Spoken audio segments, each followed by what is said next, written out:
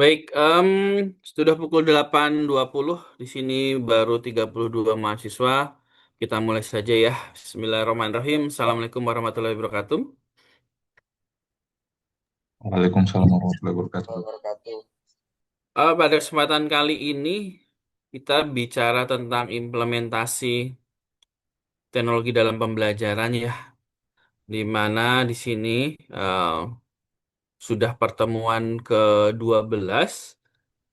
Dan tentu saja pada pertemuan kali ini ah, lebih ke arah tidak ada materi ya. Saya akan menjelaskan by proses terkait dengan proyek yang nantinya akan kalian lakukan sebagai pengganti UAS. Di mana proyek ini kurang lebih dilaksanakan em, ya tiga minggu ya, 3 minggu atau 4 minggu lah. Dalam pelaksanaannya kali ini tentu saja akan ada beberapa aturan-aturan ya yang mesti kalian pahami dan kalian sesuaikan sesuai dengan arahan saya.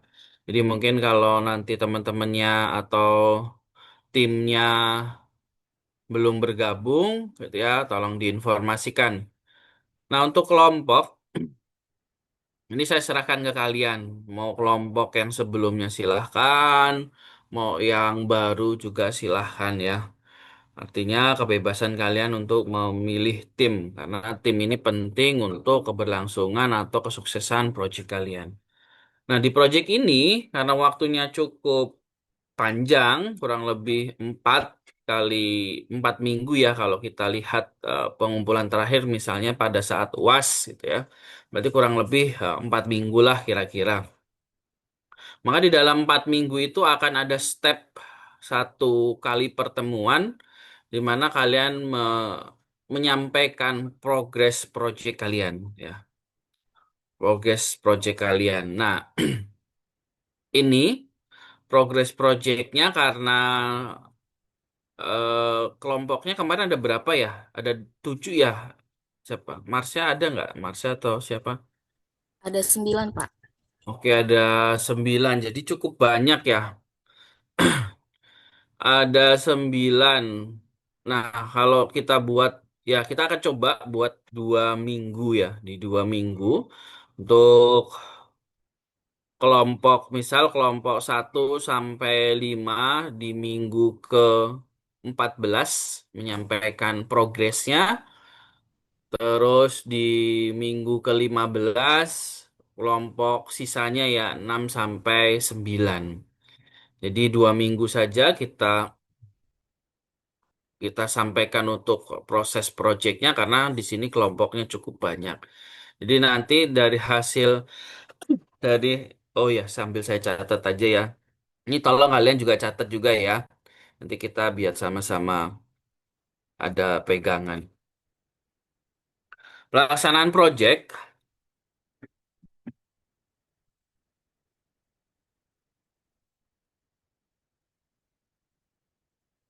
waktunya kurang lebih 4 minggu ya. 4 minggu di mana akan ada 2 minggu untuk penyampaian proyek. Nah, 2 minggu ini kurang lebih di minggu ke 14 dan minggu ke 15 ya.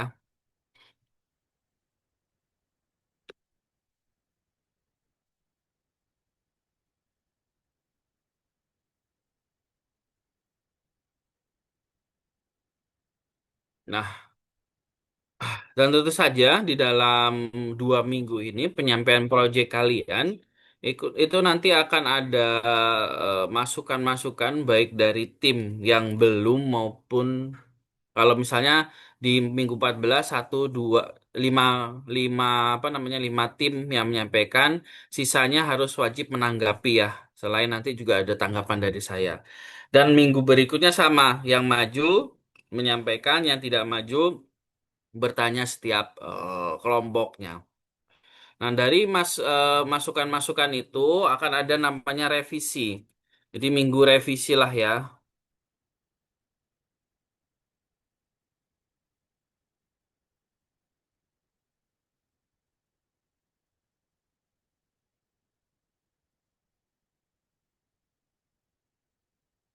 Nah, akan ada minggu revisi setelah penyampaian progress project, yang dimana project akan dikumpulkan pada pekan UAS ya. Jadi pekan UAS ini sesuai dengan kalender akademik ya. Ya kalau kita jadwalnya hari, kan kita berubah-ubah ya jadwalnya. Ya hari Jumat misalnya, ya terakhir hari Jumat ya. Yang penting masih dalam pekan UAS. Karena saya butuh verifikasi dan lain sebagainya ya untuk input ke dalam nilai. Jadi butuh banyak waktu. Nah ini untuk pelaksanaan proyeknya. Untuk pelaksanaan proyeknya. Kemudian, apa yang akan kalian em, kerjakan gitu ya?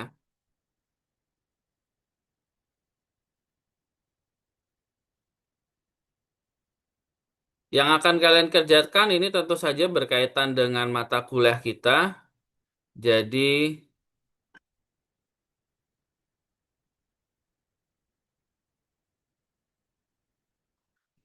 jadi kalian akan membuat suatu proyek terkait dengan implementasi teknologi dalam kegiatan pembelajaran.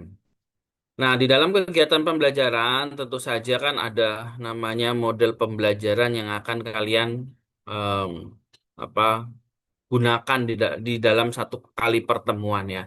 Cuman yang perlu disampaikan di sini mungkin pada saat laporan ya. Jadi bukan sekedar kalian buat produknya, tapi kalian buat laporan dulu. Laporannya yang pertama simpel saja ya. Yang pertama simpel saja karena nggak usah lah misalnya ada persembahan terus eh apa namanya pendahuluan isi apa terus bab satu bab dua bab tiga nggak usah. Jadi yang pertama yang perlu kalian buat adalah covernya ya. Udah pasti ada cover, nanti ada nama kelompok dan sebagainya. Yang kedua yang kalian buat adalah daftar isi. Yang ketiga itu langsung ya, langsung ke dalam ke pokok pembahasan. Yang dimana pokok pembahasan ini nantinya ada beberapa poin yang wajib ya, minimal kalian cantumkan. Jadi kalau kalian mau kembangkan silahkan sangat sangat baik ya, tapi minimal apa yang saya sampaikan di sini itu tercantum di dalam laporanmu. Ya. Yang pertama, penyusunan teknologi di dalam pembelajaran ini kita menggunakan pedoman ADDI ya, yang sudah saya sampaikan beberapa minggu lalu. Di dalam ADDI ini ada analisis, development, terus apa ya? Saya agak lupa lagi. ADDI. ADDI, di situ ada analisis, ada design, ada development, implementation, dan evaluation. Jadi beberapa poin ini akan kalian munculkan di awal kalian menyusun project ini ya. Nah, nanti kalian akan melakukan analisis terlebih dahulu. Analisis terkait dengan apa? Analisis terkait dengan kebutuhan. Ya, tapi alangkah baiknya di sini eh, bisa kalian buat semacam jadwal ya, jadwal kegiatan. Jadwal kegiatan misalnya di dalam 4 minggu kalian itu mau ngapain? Di minggu pertama misalnya kalian melakukan analisis. Minggu kedua detailnya seperti apa silahkan nanti kalian cantumkan di dalam jadwal kegiatan. Nah, di ADD ini kalian yang pertama akan melakukan analisis. Analisis ini adalah analisis kebutuhan untuk misalnya terkait dengan analisis kebutuhan, misalnya kalau kita ngomongin teknologi pembelajaran, apa yang dibutuhkan oleh siswa. Karena ini skopnya adalah SMA ya, nanti kita akan menyesuaikan dengan materi SMA, begitu ya. Setelah kalian melakukan analisis kebutuhan, kalian akan mendesainnya terlebih dahulu. Kalian akan merancangnya terlebih dahulu. Merancang apa nanti silahkan dijelaskan di situ desainnya bagaimana step by step eh apa misalnya di situ nanti harapan yang kalian munculkan apa manfaatnya misalnya kemudian apa lagi bisa digunakan untuk siapa pengoperasian apa dan detail desainnya kalian sampaikan di sini. Nah, lalu di sini ada development, pengembangan, di mana kalian ini kita langsung saja kalian membuat ya, membuat teknologi itu. Nah, di dalam development ini ada bukti. Jadi saya berharap laporan kalian itu bukan sekedar tulisan ya. Jadi kalau kalian membuat desain, desain kan tulisan saja, manfaat dan lain sebagainya. Nah, di dalam pengembangan kan kalian sudah membuat. Kalau misalnya kalian membuat LMS misalnya, berarti kan harus membangun awal dari awal. Misal apa? Cari webnya dan lain sebagainya. Nah, itu nanti kalian jelaskan. Tahapan pertama ini mengerjakan apa dulu, buktinya kalian tempelkan berupa gambar di situ sampai dari tahapan awal hingga akhirnya ya. Jadi pengembangan ini, development ini adalah kalian menyusun project kalian, membuat project kalian, teknologi tersebut, dan di situ ada penjelasannya tahap by stepnya dari awal hingga akhir serta buktinya, ya, buktinya kalian masukkan ke dalam eh, pengembangan ini. Kemudian di implementation ini terkait dengan poin kedua, yaitu penyampaian progress project. Karena kita tidak mungkin me- mengimplementasikan di kelas ya, karena kalian belum PKM ya. Nanti kalau kalian sudah PKM kan kalian semester 5, PKL sebentar, habis itu PKM. Nah, kalian bisa mengimplementasikan. Bahkan bagusnya, kalau project kalian bagus, ya, kalian bisa menjadi dasar buat penelitian. Berarti kan penelitiannya berupa PTK, misalnya. Atau yang lain gitu. Nanti bisa sampai kalian menggunakan untuk penelitian. Kalau nanti pada saat kalian project. Nah, terus penyampaian project kan ada evaluasi. Nanti evaluasi ini ya dari saya, gitu ya. Bukan evaluasi ini karena ini laporan ya bentuknya ya. Laporan nanti ya kalian sampaikan evaluasi dari teman-teman kalian, dari saya dan sebagainya masuk ke dalam ini ya, masuk ke dalam evaluasi nanti kalian jelaskan. Nah, mungkin saya agak sedikit kelupaan, nanti kalian juga membuat semacam pembagian tugas. Saya juga biar tahu ya, pembagian tugas tiap anggota kelompok seperti apa. Misalnya dia bikin apa, Laili bagian apa, dan lain sebagainya. Saya pengen tahu di sini. Nanti kurang lebih di jadwal kegiatan ini bisa juga kalian gabungkan sebenarnya. Di minggu pertama bagian desain dan lain sebagainya dikerjakan bla bla bla bla. Minggu kedua dikerjakan ya harapan saya detail ya nggak cuma minggu pertama, minggu kedua, minggu tiga dan keempat nggak. Misal di minggu pertama kan Senin sampai Minggu tuh. Ya, boleh secara detail Senin mengerjakan dulu, nanti Rabu dilanjutkan, bagiannya apa. Oh, ternyata di bagian hari Senin baru buat proposal. Ini. Terus hari Rabu kami mulai mendesain awal kegiatan ini. Hari Jumat misalnya kita sudah mulai eh, masih tahapan mendesain terkait dengan manfaat dan lain sebagainya. Jadi detail setiap minggunya ada kegiatan, ada progres yang kalian lakukan. Nah, ini di awal kalian ya, di awal laporan kalian. Jadi nanti formatnya langsung saja analisis, isinya apa, desain isinya apa, pengembangan isinya apa, em, terus implementasi nanti untuk berkaitan dengan pertemuan 14-15 nanti evaluasinya masukan dari teman-teman gitu ya. Nah,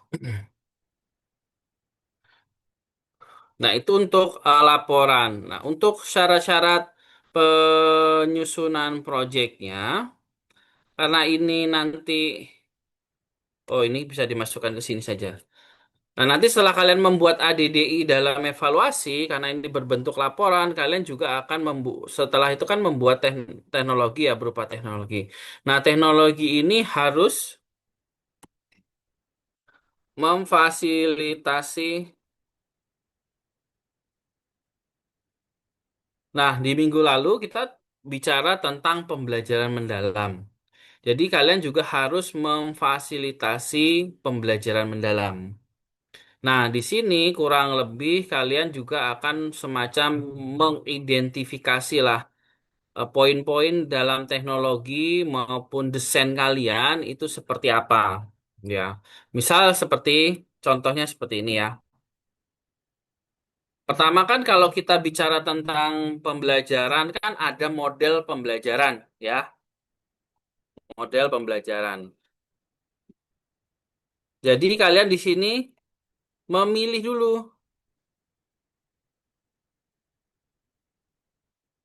Jadi kalian memilih model pembelajaran yang akan kalian gunakan. Entah itu case-based learning, problem-based learning, atau mungkin kalau project kan harus beberapa hari. Yang lainnya terserah kalian. Nah, baru di situ kalian akan menyesuaikan model pembelajaran yang kalian gunakan ke dalam pembelajaran dalam.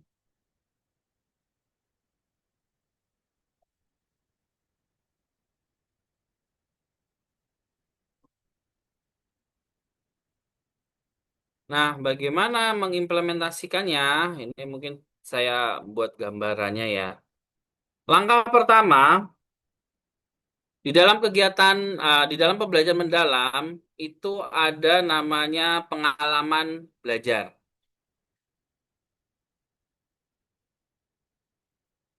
Pengalaman belajar itu, ya, bentar ini saya minimize dulu, biar mudah. Ada istilah,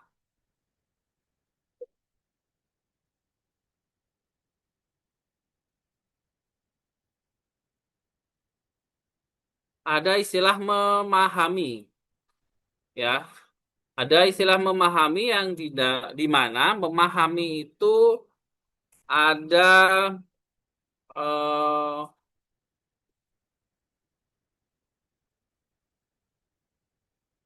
ada pengetahuan esensial,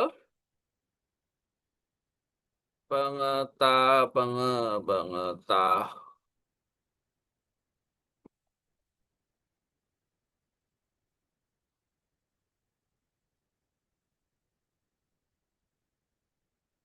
nilai dan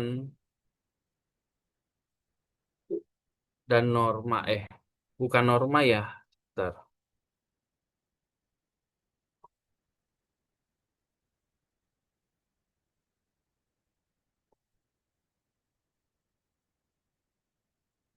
Nilai dan karakter. Nah, di dalam memahami nanti kan ada pengetahuan esensial, pengetahuan aplikatif, pengetahuan nilai dan karakter. Nah, di dalam teknologi itu kan biasanya kita akan menyampaikan materi juga ya. Nggak sekedar awalnya langsung tiba-tiba ke poinnya nggak. Nah, di pengetahuan esensial ini berkaitan dengan pengetahuan-pengetahuan yang penting yang nantinya kalian akan sampaikan di dalam pertemuan itu. Ya.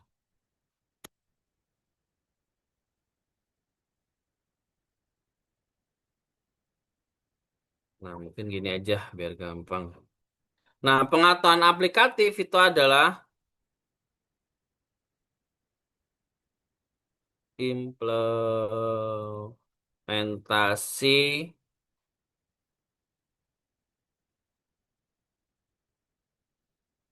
Nah, pengetahuan aplikatif adalah implementasi pengetahuan esensial. Jadi kalau kita di pengetahuan esensial cuma ngomongin teori lah gampangnya, misalnya ngomongin permintaan, hukum permintaan dan lain sebagainya di dalam pengetahuan aplikatif ini kalian langsung mengimplementasikan pengetahuan itu berupa ya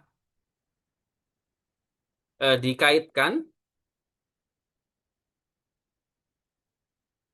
Nah, dikaitkan langsung dengan kondisi nyata. Jadi teknologi yang kalian buatkan nanti media kalian buatkan itu harus ada pengetahuan esensial yang materi poin penting dan contoh nyata kondisi real dia pengetahuan aplikatif. Nah, harapannya pada saat kalian menyampaikan kondisi nyata ada pengetahuan nilai dan karakter ya. Kalau misalnya contohnya apa ya? Misal implementasinya terkait dengan inflasi ya gitu ya. Nah, inflasi itu kan meningkatnya harga lah gampangnya begitu ya. Kalau meningkatnya harga, di situ kan nilai dan karakter yang ditanamkan ya kalian juga harus misalnya menghargai, jangan boros, ya menghargai uang, jangan boros, dapat mengatur uang dan lain sebagainya. Nah, itu terkait dengan inflasi.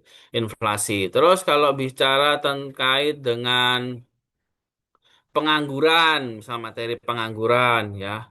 Ya, nilai karakternya apa? Oh, di situ ternyata kalau kalian menyampaikan misal angka pengangguran itu semakin banyak nanti akan berdampak pada tingkat kriminal. Jadi nilai dan karakternya terbentuk di situ. Oh, jadi misalnya oh jangan sampai kita menjadi pengangguran ya dan lain sebagainya. Nah, itu akan coba nanti kalian akan eh, apa deskripsikan nilai karakternya seperti apa. Jadi paling mudah adalah nanti lihat komponen materinya apa, mana yang bisa diimplementasikan ke kondisi nyata atau memberikan contoh di kondisi nyata, lalu dari situ bisa dilihat nilai karakternya apa, ya.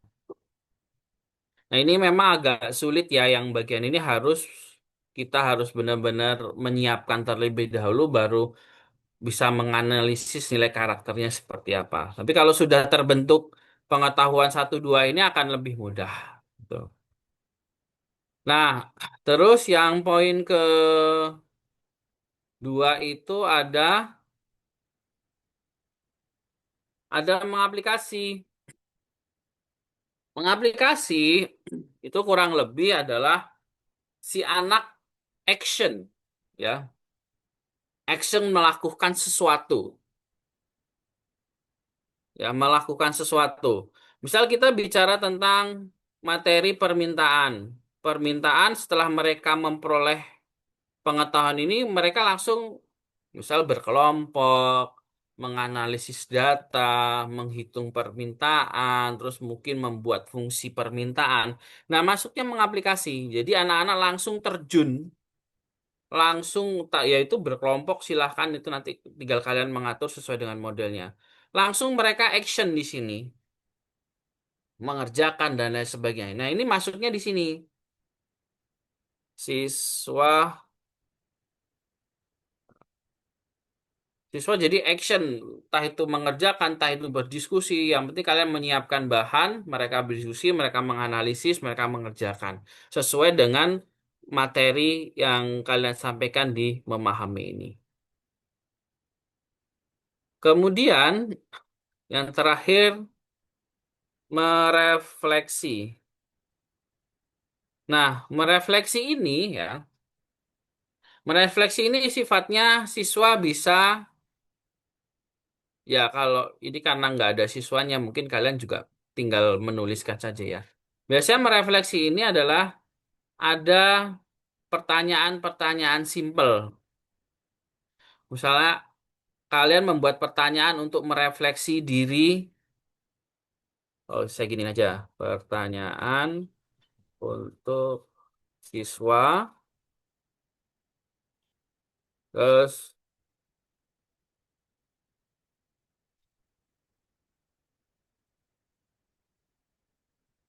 nah, misalnya pertanyaan untuk diri siswa sendiri seperti apa? Misalnya contohnya apa yang sudah kamu terima atau kamu tangkap dari materi ini? Sejauh mana pemahaman kamu terhadap materi ini? Nah, itu adalah pertanyaan untuk diri siswa sendiri. Jadi nanti kalian silakan buat pertanyaan-pertanyaan. Nah, selain untuk siswa, itu ada untuk diri sendiri ya. Eh,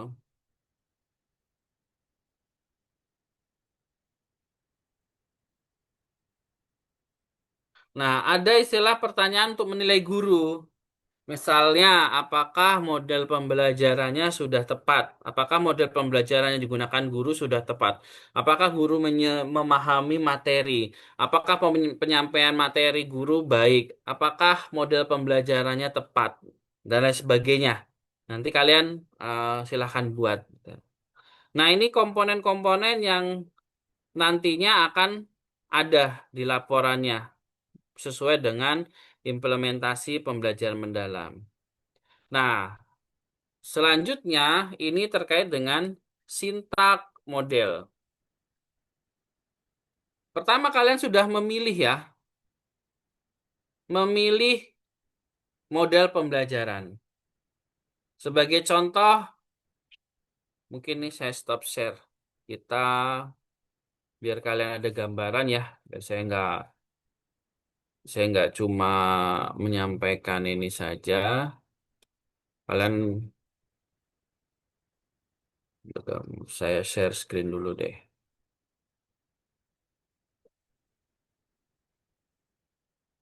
Oke. Nah, ini ya. Misal sintak eh, problem based learning. Silakan nanti sintak problem based learning ini kan ini gampangnya saja ya. Saya lihat di internet. Ada 1 sampai 5 di sini. Ya tinggal nanti kalian menyesuaikan sendiri ya sumbernya dari mana dan sebagainya. Sintak ini akan kalian masukkan ke dalam komponen pengalaman belajar. Jadi sintak mana yang masuk dalam memahami? Memahami kan seperti ini. Pengetahuan esial, aplikatif, nilai karakter. Kita lihat di ini. Mana yang sifatnya memahami? Nah, kan di sini. Guru menyajikan masalah konseptual, relevan, dan materi pembelajaran. Nah, ini baru masuk ke dalam memahami. Ya, guru mau bisa mengorganisasikan diri belajar dengan baik individu maupun kelompok. Nah, ini sudah masuk ke dalam misalnya mengaplikasi. Ini membimbing berarti mengaplikasi. Ini mengembangkan berarti mengaplikasi. Ini mengevaluasi berarti ini mengaplikasi. Begitu ya. Nanti kamu tinggal masukkan ke dalam Word ini.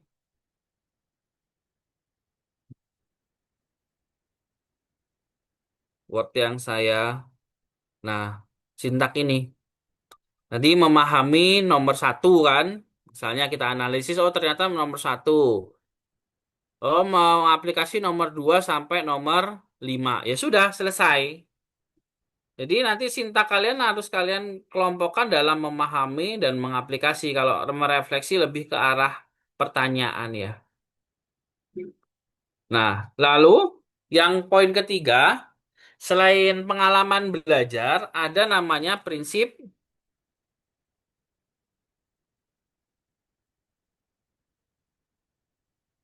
ada namanya prinsip pembelajaran. Ini sama yang saya sampaikan di minggu lalu ya. Prinsip kesadaran itu ada 3. Prinsip berkesadaran. Prinsip pembelajaran ada tiga. Berkesadaran, bermakna, dan menggembirakan. Nah, ada tiga. Istilahnya kalau orang itu bilang BBM gampangnya. Berkesadaran, bermakna, dan menggembirakan. Nah, berkesadaran itu siswa paham atau sadar mereka itu mau melakukan pembelajaran terkait dengan materi apa. Nah, nanti kalian bisa mengelompokkan di nomor satu. Oh ya, saya jelaskan ini dulu ya. Berkesadaran ya terkait dengan pengondisian siswa, gitu ya. Penyampaian pertanyaan pemantik, penyampaian materi, dan seterusnya. Jadi siswa itu tahu kalau dia lagi belajar materi tentang permintaan, misalnya. Oke, wait. Oke, sebentar ya.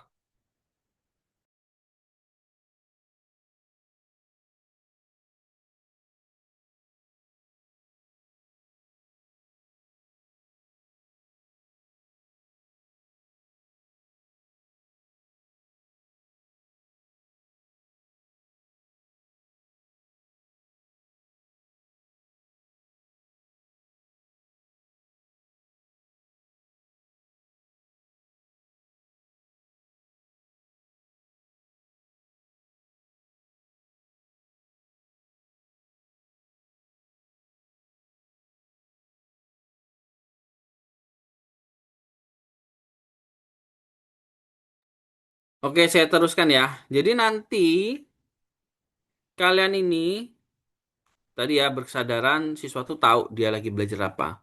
Bermakna itu berkaitan, oh dia tahu bahwa materinya ini berkaitan dengan kondisi nyata. Misal kalian mencontohkan permintaan pasar Jatinegara. Oh, dia tahu bahwa permintaan Jatinegara, permintaan di pasar Jatinegara seperti itu. Nah, itu namanya bermakna. Ada kondisi nyata. Menggembirakan ini bukan yang tepuk tangan, terus apa nama, ice breaking dan lain sebagainya, enggak. Tapi menggembirakan ini lebih ke arah bagaimana kita memberi tantangan. Contohnya, memberi tantangan ke siswa. Contoh, kalian membuat proyek penyelesaian masalah inflasi, misalnya begitu. Terus kalian menyampaikan hasil kajian kalian. Nah, itu merupakan menggembirakan. Jadi ada tantangan, siswa aktif di situ, dan dia merasa tertantang. Nah, tugas kalian di sini setelah kalian membuat sintak-sintaknya tadi, yang masuk ke dalam memahami, mengaplikasi maupun merefleksi, kalian tinggal memberikan keterangan. Misal sintak nomor satu. Oh, di dalam sintak nomor satu itu ada berkesadaran, ada bermakna. Terus sintak nomor dua. Oh, dia ada berkesadaran, ada bermakna, ada menggembirakan, ada. Boleh juga misal sintak nomor satu cuma berkesadaran aja. Sintak nomor dua cuma bermakna aja, itu boleh. Ya. Jadi nanti tinggal kalian analisis. Jadi sintak ini kalian juga harus menjelaskan apa peran guru, apa peran siswa. Jadi nanti akan lebih mudah mengetahui, oh ini loh yang namanya berkesadaran. Oh ini loh yang namanya bermakna. Oh ini loh yang namanya menggembirakan. Jadi sintaknya bukan sekedar simpel satu mengkelompokkan, dua berdiskusi, tiga menyusun, empat kesimpulan, enggak. Jadi ada setiap sintak itu ada uraian kegiatan guru, ada uraian kegiatan peserta didik. Jadi nanti kalian akan memudahkan kalian mengkelompokkan dalam prinsip-prinsip pembelajaran ini. Itu. Ada pertanyaan? Biar nanti kalau kalian ini karena kemarin saya habis nguji mahasiswa PKM ya. Mereka itu Sorry. Mereka itu belum memperoleh materi terkait dengan pembelajaran mendalam. Ternyata SMA di Jakarta sudah menggunakan pembelajaran mendalam. Giliran saya cek kemarin dalam implementasi, dalam perangkat pembelajaran, RPP-nya, itu enggak pembelajaran mendalam banget. Mantas mereka disuruh merevisi oleh gurunya. Tuh.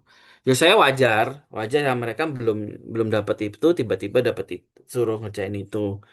Oke, jadi di sini saya kasih tahu kalian terkait dengan pembelajaran mendalam. Nanti pas implementasinya akan lebih mudah. Syukur-syukur kalau kalian ini apa proyeknya bagus ya, bisa jadikan ini bahan penelitian kalian nanti untuk penyusunan skripsi. Karena program Pak Kaprodi adalah kalian lulus secepat-cepatnya, ya, nggak lama-lama. Itu program Pak Parno.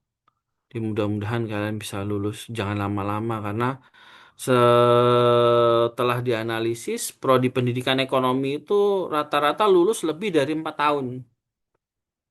Itu nilainya jelek ya. Jadi kita akan membuat program bagaimana kalian itu bisa lulus 4 tahun, syukur-syukur 3,5 tahun. Nah, ada pertanyaan?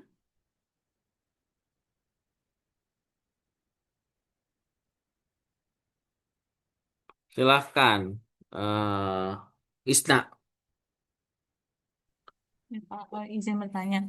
Kan kita pakainya ADDIE ya Pak. Kalau di bagian analis itu untuk mengetahui kebutuhan siswa. Nah, seandainya kelompok saya itu menganalisisnya lewat artikel, jadi kelompok saya mau bikin aplikasi pembelajaran yang berbasis offline. Nah, salah satunya kan kalau ada banyak beberapa artikel itu ngebahas kalau misalnya teknologi pendidikan itu berbasis online itu sempat terkendala jaringan. Jadi kita bikinnya secara offline, Pak. Bisa Oke. digunakan secara offline. Baik, baik. Oke, jadi gini. Kalau berarti kan analisis kebutuhannya berdasarkan artikel ya di sini. Maksud kamu ya Isna ini ya. Iya, Pak. Nah, mungkin akan lebih baik ketika kalian memilih sumbernya yang tepat, ya. Di teknologi yang kalian buat, ini kalian tujuannya untuk siapa? Kalau misalnya untuk anak-anak Jakarta, alangkah baiknya mencari analisis atau artikel itu sumber referensinya ya memang penelitiannya atau apapun itu ngomongin anak-anak Jakarta. Tuh. Tapi kalau kalian membuatnya ini fokusnya misalnya untuk anak-anak Papua atau anak daerah lain yang jaringan jelek, ya kalian fokuskan memang sumber referensinya itu memang meneliti orang-orang yang di daerah-daerah yang kesulitan jaringan. Syukur-syukur ada khusus misal di daerah Papua. Oh, ada 5 artikel ngomongin Papua semua. Atau mungkin 5 artikel ngomongin orang Sulawesi semua. Jadi analisis kebutuhan ini harapannya tidak hanya satu artikel saja, tapi beberapa artikel supaya kalian ya syukur 5 atau lebih dari 5 ya. Supaya kalian analisis kebutuhannya lebih lengkap dan seragam. Kalau ngomongin Jakarta ya Jakarta semua, ngomongin Sumatera ya Sumatera semua, ngomongin Papua ya Papua semua. Jadi lebih komprehensif kalau kalian sumbernya artikel. Syukur-syukur kalau kalian mau pra-riset, misal ketemu punya kenalan kakak tingkat yang sedang PKM. Terus kalian buat kuesioner, minta tolong dia untuk nyebarin ke siswa-siswanya untuk ngisi. Nah, itu terus bagus lagi. Jadi langsung sesuai dengan kebutuhan siswa misal di SMA itu. Kira-kira gitu, Isna ini. Baik, Pak. Terima kasih. Ada lagi yang mau ditanyakan?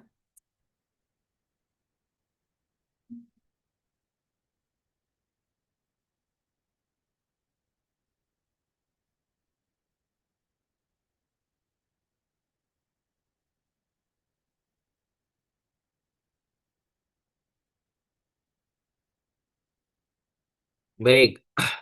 Nah, di sini, oh malah saya hapus ya tadi ya.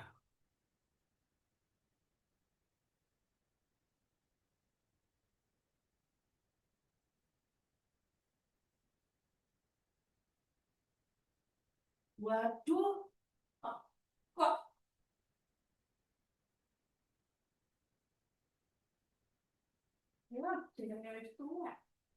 Nah, di sini,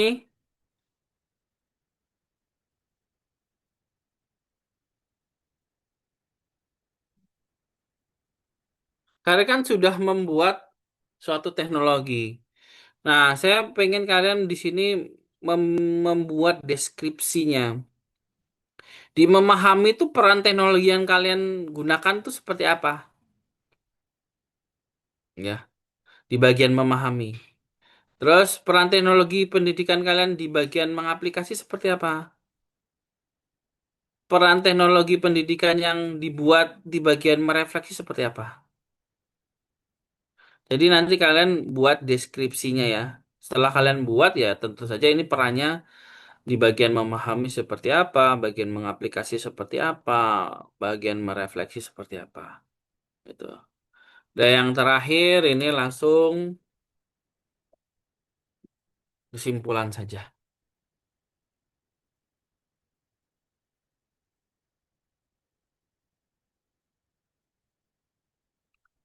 Kurang lebih ini ya. Ini yang ada di benak saya saat ini ya. Mudah-mudahan nggak bertambah. Kalau berkurang nggak mungkin. Kalau bertambah masih mungkin. Ada pertanyaan?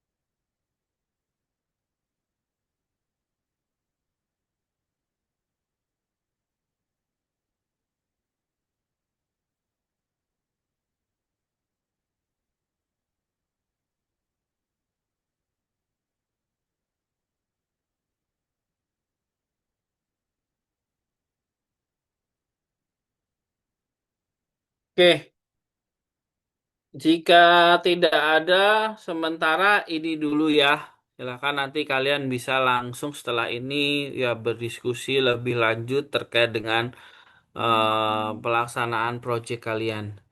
Jadi di minggu depan tuh tidak perlu adanya perkuliahan ya. Jadi kita nanti ketemu di pertemuan 14 dan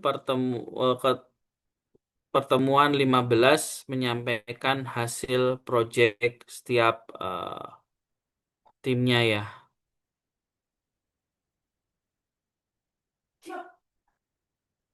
Ini saya kirim ke chat, silahkan di-download. Mana chatnya ya? Oh ini chatnya nggak ada ya? Ada, oh ini sorry. Chat, file, komputer.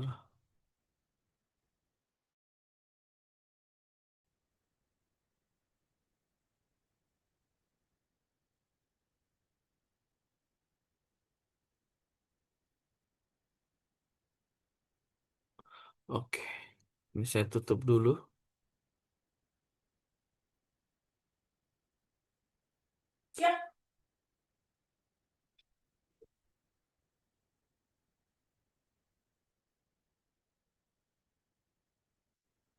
Oh, ternyata nggak bisa dikirim ya.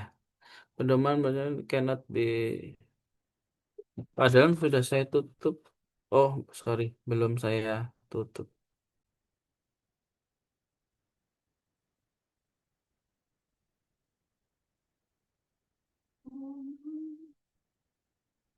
Oke, sudah pedoman sudah saya kirim ke chat. Silahkan Masing-masing kelompok bisa mendownload dan kalau temannya tadi yang ketinggalan informasi, silahkan diinformasikan ya.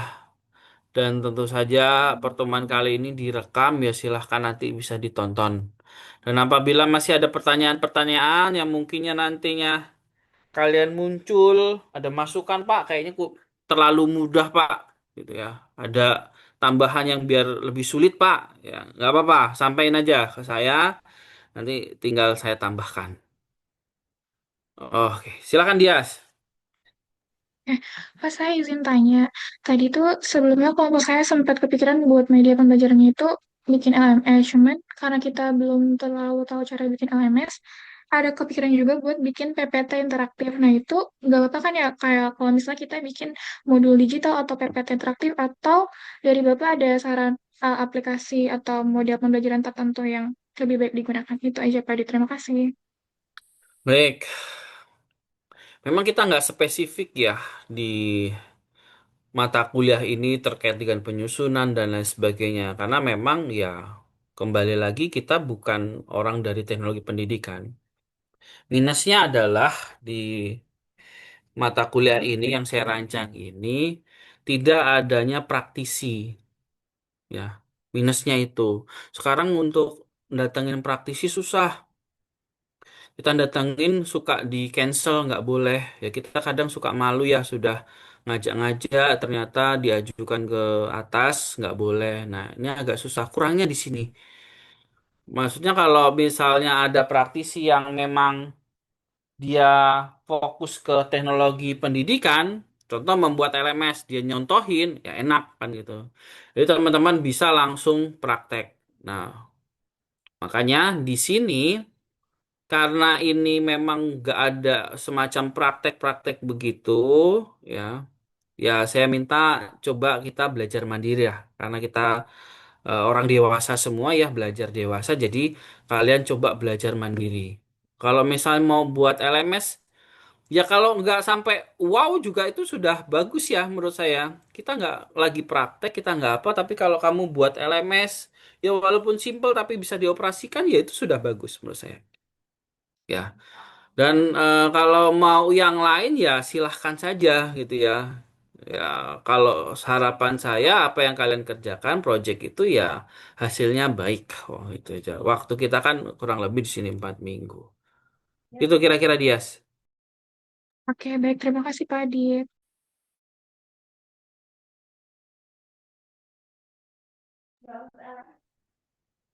Nanti coba aja ya kalian lihat-lihat contoh-contoh di internet ya.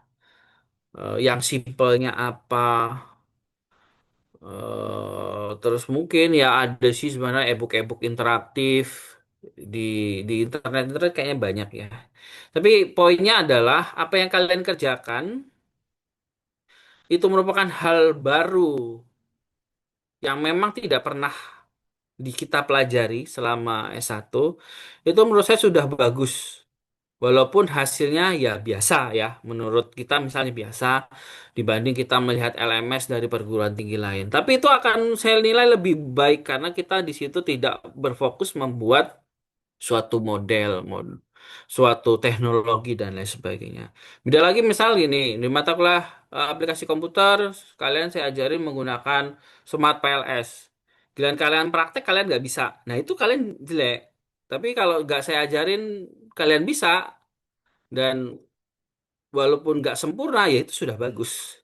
Poinnya begitu aja ya, Dias ya. Untuk yang lain juga begitu ya.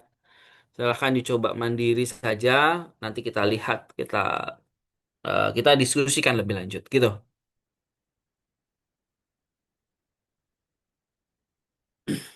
Udah lagi? Oke, nanti pokoknya detail kegiatan kalian diuraikan, detail tugasnya ngapain aja diuraikan. Karena saya nggak pernah tahu tugas-tugas kalian tuh seperti apa. Jangan-jangan ada mahasiswa yang numpang nama doang kan? Menurut saya tuh nggak tepat karena fokusnya di sini kita adalah kerja tim, kerja kelompok ya.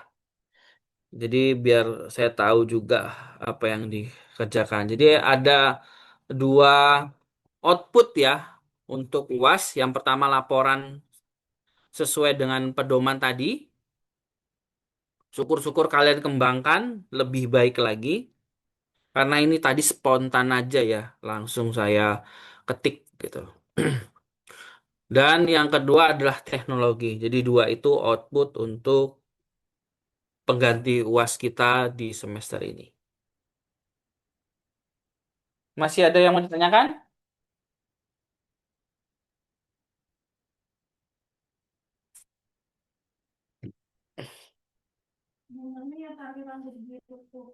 Baik, jika tidak ada, saya rasa cukup ya untuk pertemuan kali ini. Silakan diskusi lebih lanjut, silakan dimanfaatkan waktunya.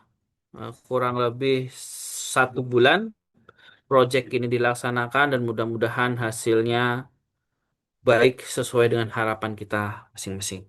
Mungkin itu saja untuk pertemuan kali ini. Terima kasih semuanya sudah meluangkan waktu. Kemarin hari Senin itu saya ganti karena sudah terjadwal ujian PKM. Karena kasihan nggak bisa diundur lagi mahasiswanya. Jadi mau nggak mau karena menyesuaikan jadwal di SMA, akhirnya kelas kalian saya geser hari Jumat. Tapi alhamdulillah kan hari Jumat juga kosong ya. Mungkin itu saja. Terima kasih semuanya. Saya akhiri. Assalamualaikum warahmatullahi wabarakatuh. Waalaikumsalam. Waalaikumsalam warahmatullahi wabarakatuh. Terima kasih, Pak. Oke, sama-sama.